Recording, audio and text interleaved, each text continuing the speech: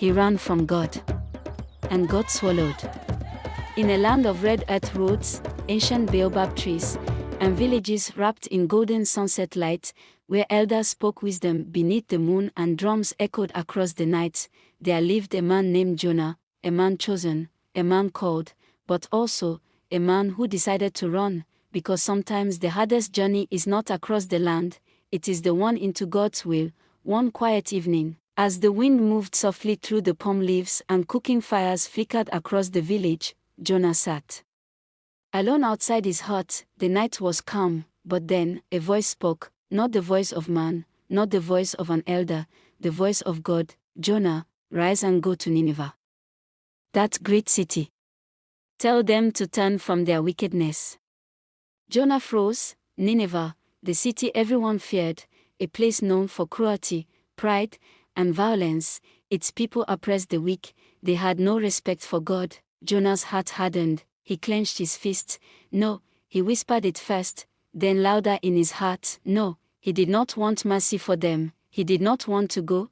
Instead of obeying, Jonah made a decision that would change everything. He would run, far from the presence of God, far from the assignment, far from his purpose. Before sunrise, with a small leather bag over his shoulder, Jonah left the village. The morning mist covered the path as he walked quickly through narrow forest trails. Past market women arranging baskets of yams, past shepherd boys guiding goats, past fishermen returning from the river, he kept moving, toward the coast, toward a boat, toward escape, or so he thought. At the shore, wooden fishing boats rocked gently against the waves. The sea stretched endlessly into the horizon. Jonah found a large trading boat preparing to leave. Merchants loaded woven baskets, spices, carved wood, and clay pots. Where is this boat going? Jonah asked. Far west, one sailor replied. Far enough. Jonah paid his fare and climbed aboard. As the boat sailed, he looked back one last time at the land. He thought he had won. He thought distance could silence destiny.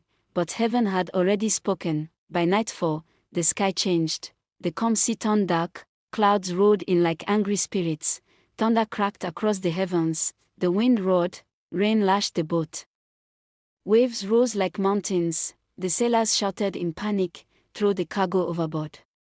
Wooden crates splashed into the raging water. Men screamed prayers in different tongues. Some called on their gods, others tied ropes around the mast. Still the storm grew worse. The boat groaned like it would split apart. But where was Jonah? Down below, sleeping, as if he could sleep through the consequences of disobedience.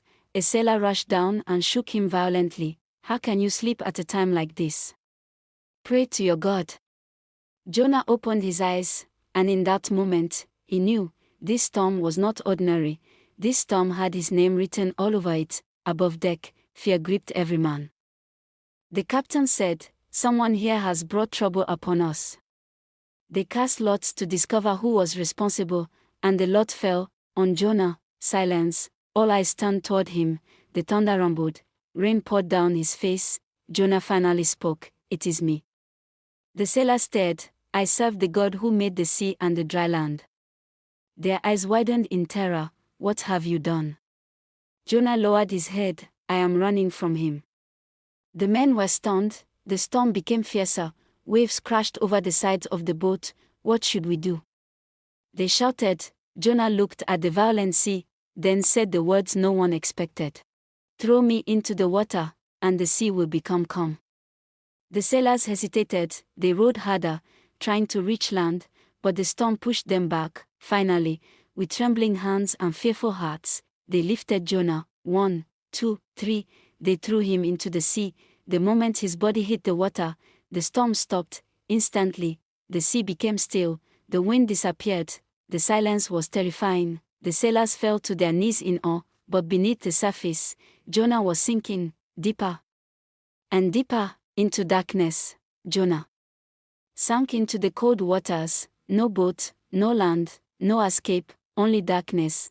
Then suddenly, something moved beneath him, massive, powerful. Ancient, a giant fish. Its shadow rose from the depths like a mountain under the sea. Before Jonah could scream, it opened its mouth and swallowed him whole. Darkness, complete darkness. Jonah was alive. Inside the belly of the fish, the smell of salt and decay filled the air. The walls around him pulsed and moved. Water dripped in the darkness. For the first time, Jonah stopped running. For 3 days and 3 nights, inside the living prison, Jonah had nowhere else to go. No path to flee, no ship to board, no excuses left, only prayer. And in the darkness, Jonah cried out, "Lord, I called to you from my distress, and you answered me." His voice trembled.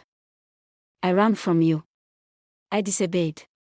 But you still preserved my life." The fish moved through the deep waters. Jonah wept, repented, surrendered, because sometimes God allows the storm, not to destroy you, but to redirect you, and sometimes the place that looks like punishment is actually protection. Then on the 3rd day, God spoke again, and the giant fish rose toward the shore.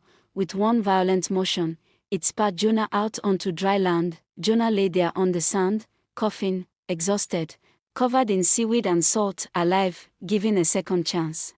This time, Jonah obeyed. He walked to Nineveh, a great city filled with noise, pride, and wickedness. Markets buzzed, warriors stood at the gates, people mocked him as he entered, but Jonah lifted his voice and delivered God's message: "Turn from your evil ways."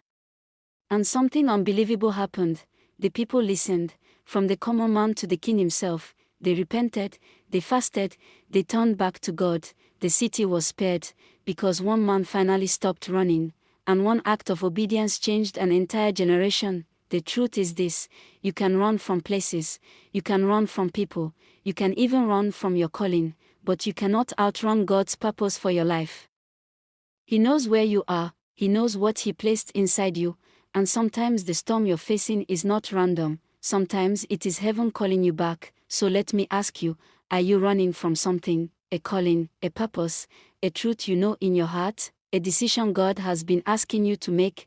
Because the longer you run, the louder the storm becomes, but the moment you surrender, peace begins. If this story touched your heart, type in the comments, "I will stop running," and share this with someone who needs this message today.